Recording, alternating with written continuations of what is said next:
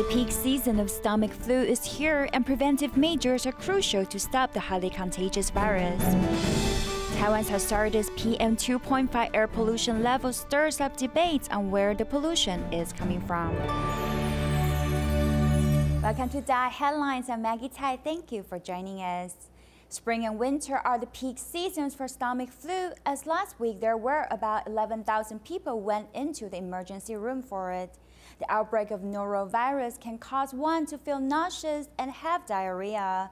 Considered the virus is highly contagious, the doctor warns everyone to beware of personal hygiene and wash hands frequently for prevention.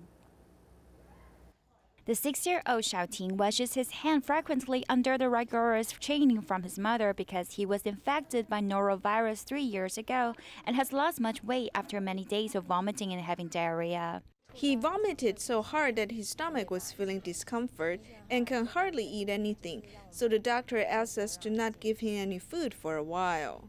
Parents all share the common knowledge that washing hands often and consciously are the best way to prevent the infection of norovirus. I wash my hands very often, especially after I change her diapers. It's very important to wash your hands.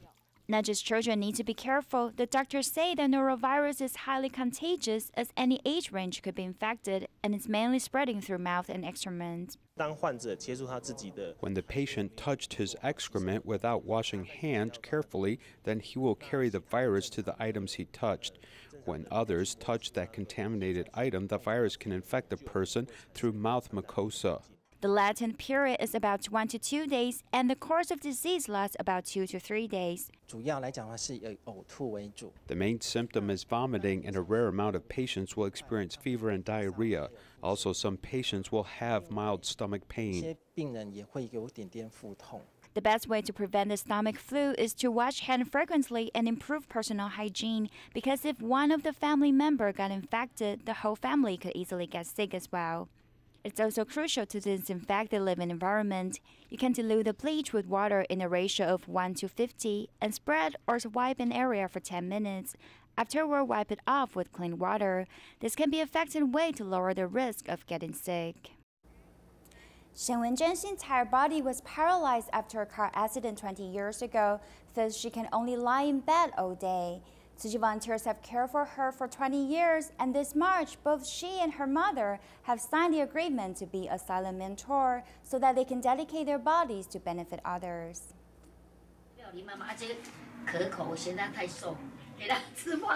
Bringing her food for her to have more nutrition, Shen Wenzhen has been in bed for 20 years because of a car accident, but she has always been positive and even gave the volunteers encouragement. 20 years ago, when I first met her, I just broke out a relationship, so I kept crying, but she has impacted me a lot. She has lived strongly for her mother for the past 20 years. Since they first connect with Tzu Chi, volunteers have always been there for them and even helped them to clean the house. She's touched by the love from Tzu Chi, thus both she and her mother signed the agreement to become silent mentors. Me and my daughter, we both want to sign up to donate our bodies. If someday I pass away, I want to become a silent mentor and not become a burden to my child.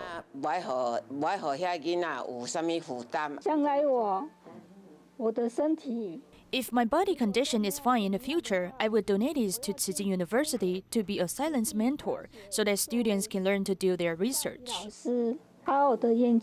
She has not let her body stop her optimistic spirit.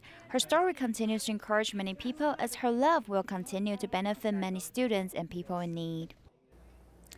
In our next report, we meet Tzu Chi volunteers Yu Shuilong from Tainan, Taiwan. He was the first sea volunteer from Tainan's Madou. Although he was nearly 90 years old, he insisted on riding the bike to the recycling station every day to listen to Master Zheng Yan's teaching. In March this year, he passed away at the age of 93, and his spirit and dedicated love will remain in everyone's heart.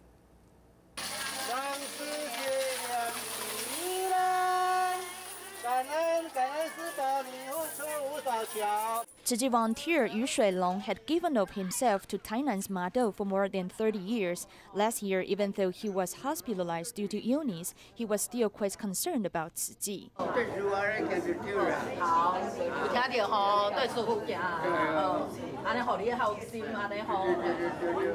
He had told the volunteers about his worries, and in March this year, he passed away peacefully.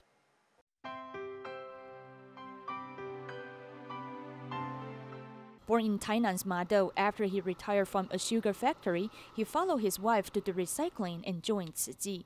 He was the first seed volunteer from Ma Dou and had set a good example for others to follow for decades. At the time, he was nearly 90 years old, but he insisted on riding the bike to the recycling station every day to listen to Master Zheng Yan's teachings. He even seized this chance to register for the stem cell drive. His diligence had touched many people as his Tzu Chi family rushed to celebrate his birthday every year.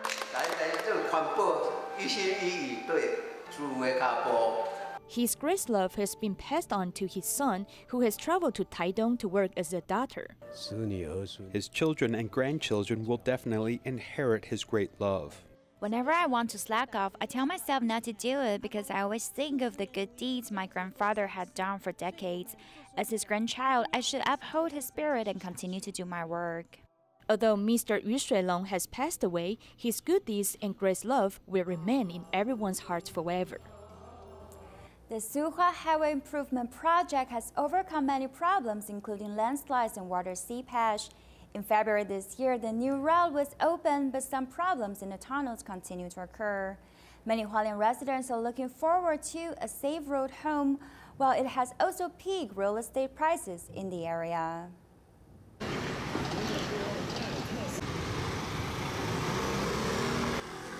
Hualien's excellent environment inspired this 26-story hotel to be built, as many believe it will soon become a new landmark. While many have been attracted to the area, the promise of the Suhua Highway Improvement Project has led housing prices to soar. Apartment buildings were selling for about $4,000 per 3 square meters to around $5,150. This is for apartments that are about 20 years old. According to data from the Interior Ministry, published land value in 2016 saw 6.7% growth over 2015. In Hualien County, the increase was by more than 13%, which is twice the national average, making it the largest increase amongst municipalities. As a recipient of the Suhua Highway Improvement Project, Hualien seems to be replicating the same experience as Yilan. The major reason is the Suhua Highway Improvement Project. Many people believe that the experience in Yilan will be translated to Hualien. Because of the Xueshan Tunnel, property in Yilan has more than doubled, but some areas such as Xiaoxi have risen 4 times. Many are sniffing out opportunities along Provincial Highway 9 as they want to be at the front lines of rising property values. Some believe that there may still be room for higher property prices in Hualien. However, this road may not be complete till 2019, as some fear there are still some challenges that need to be overcome. 趁机完成的地方就不会有，那这个地方都还会有，因为它那个防水膜还没有铺上来。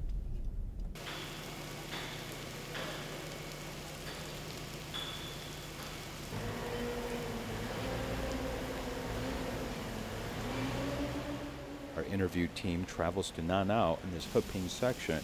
The next section of the Gufeng Tunnel is expected to be open, but in October last year, water rushed in and mud seeped in everywhere, making the place very muddy as many problems still exist.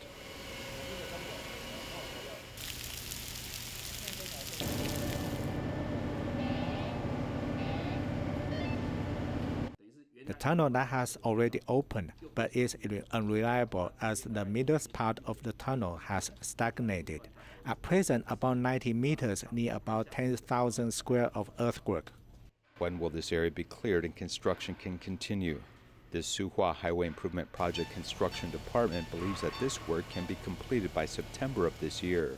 Apart from this breach, long tunnels pose quite a challenge. The Guanyin Tunnel, also located by Nanao, is the longest tunnel on the Suhua Highway.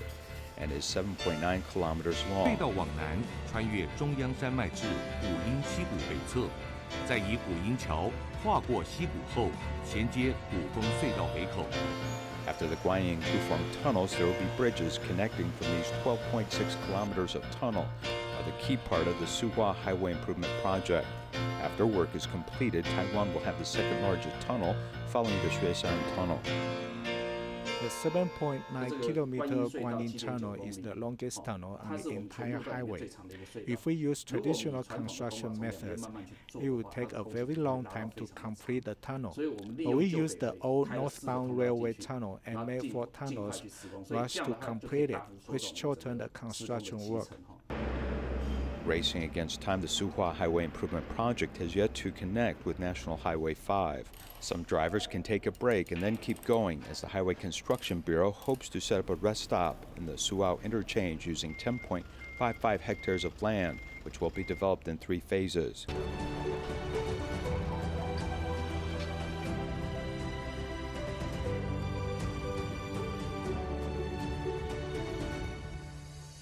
The Suhua Highway Improvement Project hopes to unlock potential, help ease congestion as many residents eagerly anticipate better roads. Before the whole project can be completed, there are still a few obstacles to be overcome.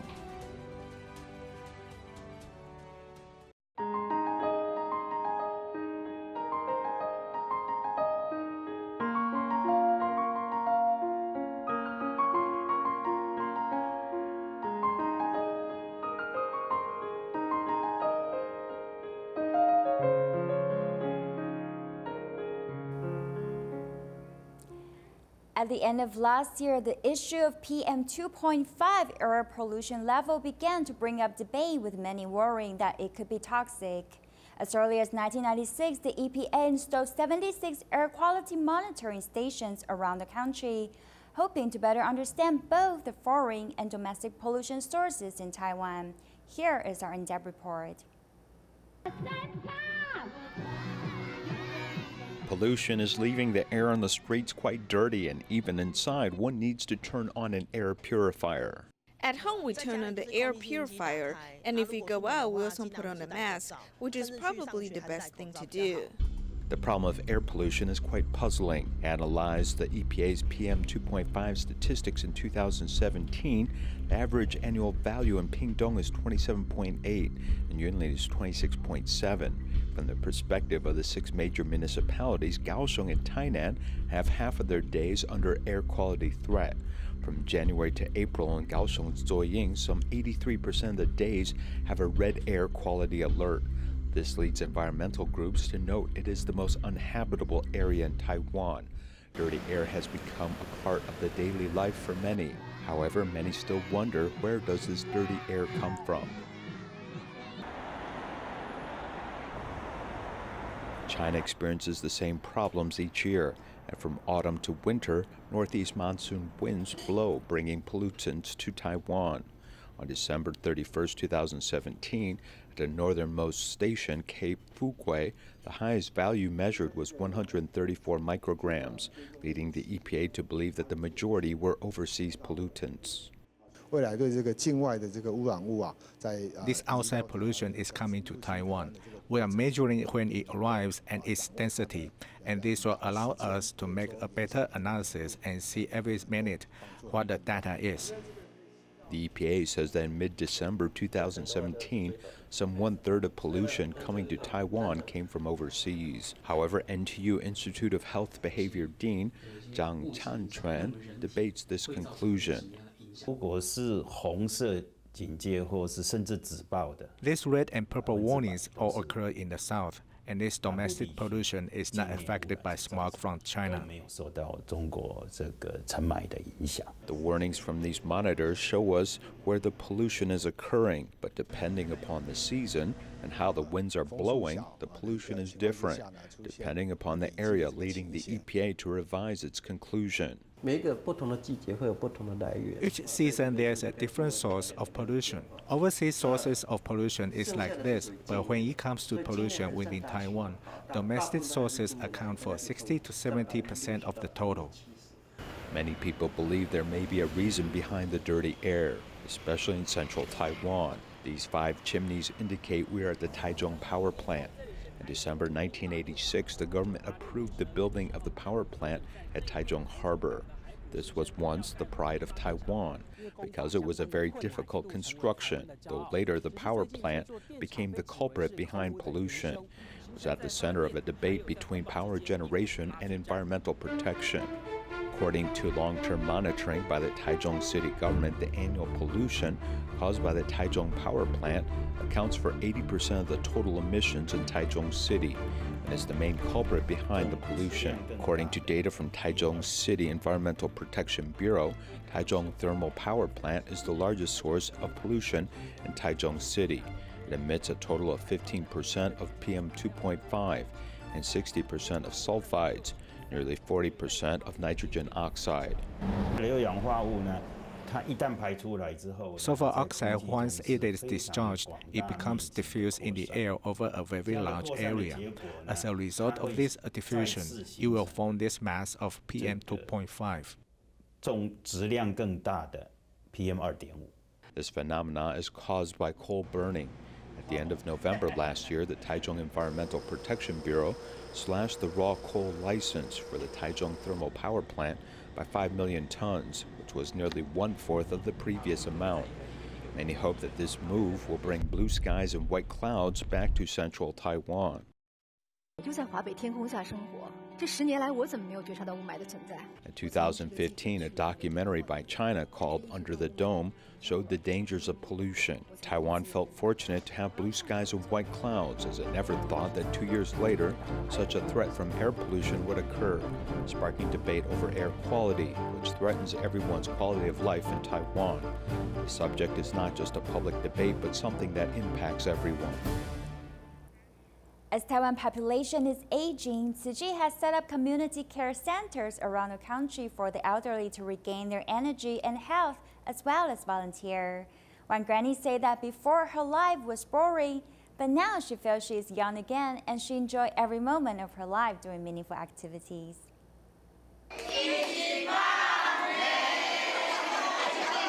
These elderly people follow Tzu Chi volunteers to beat their hands and rub their ears.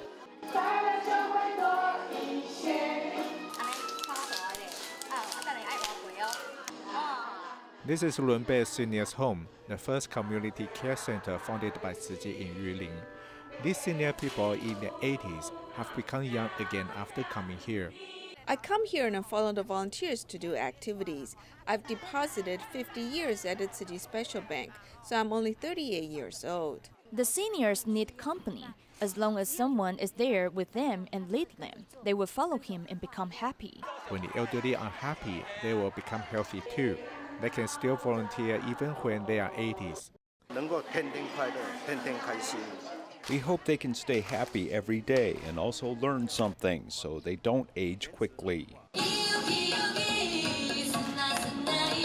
Cai Jifang is a member of the Tzu Chi Police Association. She came to Lianchun Fengyuan to lead seniors to sing and dance. I came to teach them how to be happy, but in the end they are more optimistic and happier than me. She enjoys the chance to volunteer for the elderly during her free time because it allows her to release pressure from her work. Tzu Chi in Taipei's East District has begun a program to repair second-hand assistive devices and give it to minority families with financial difficulties. By giving these devices a new life, one can not only make the most out of these items, but also be environmental friendly and help others.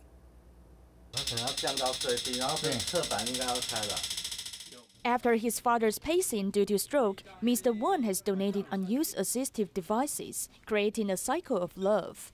My father has passed away, so these things are not used anymore. Since they are still new, it will be a waste if I discard them, so I donated them to Tzu Chi to help people in need. Besides giving the assistive devices a new lease on life, volunteers have also delivered the electric bed to Mr. Chen's home because his father, who had a stroke and suffers from cancer, is returning home to recuperate.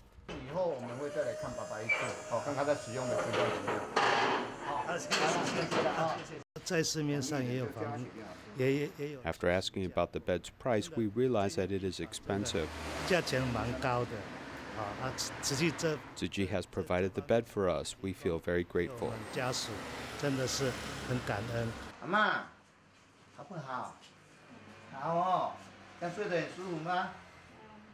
Volunteers have come to care for the grandma who suffers injuries from falls. As she is unable to take care of herself after a surgery, the second-hand electric bed allows her to recuperate without worries. A